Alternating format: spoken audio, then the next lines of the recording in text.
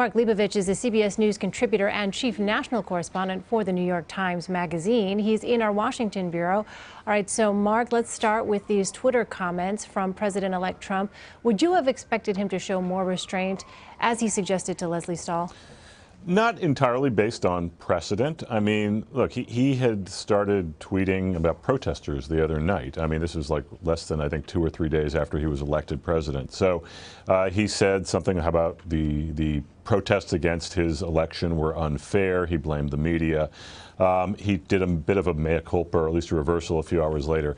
I think the points he made to Lesley Stahl were very valid in some ways. I mean, I think the power of social media, there's obviously never been a presidential candidate, let alone a presidential elect, who has leveraged that like Donald Trump has. And I think he made an accurate point about how it was in a way democratizing, and it was able to help him get his word out without spending the hundreds of millions of dollars that other campaigns did. The question is, how does that translate into the White House and what we're going to see?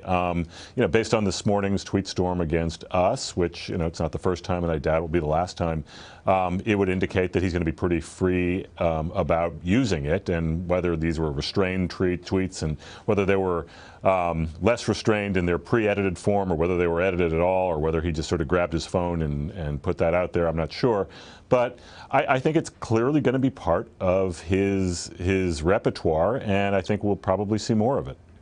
Trump seems to be softening on some of his signature proposals. He says he's open to keeping some parts of Obamacare. He says he'll accept a fence instead of a wall at some points on the southern border. Is this just part of going from campaigning to governing?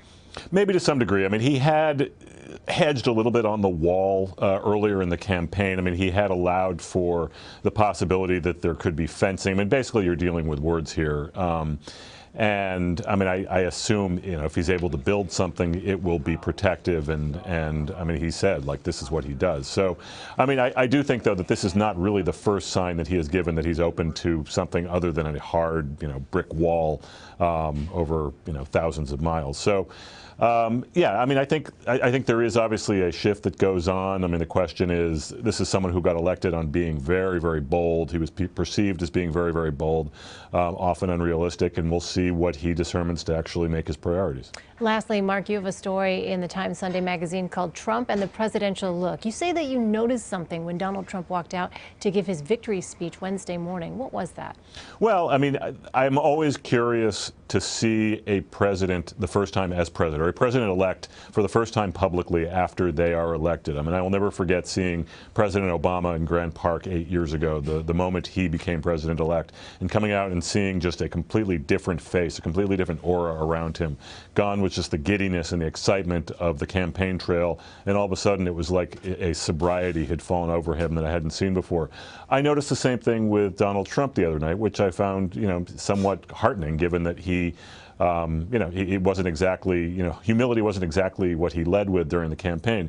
He looked a little stunned, maybe a little nervous. Obviously, I can't say for sure, but it was definitely a new look that I had seen, and I noticed it also when he was in the Oval Office with President Obama the other day. So, yeah, I mean, I think this is a very different job. He knows this, and there's going to be a very slow but steady realization of that as he folds himself into this new role.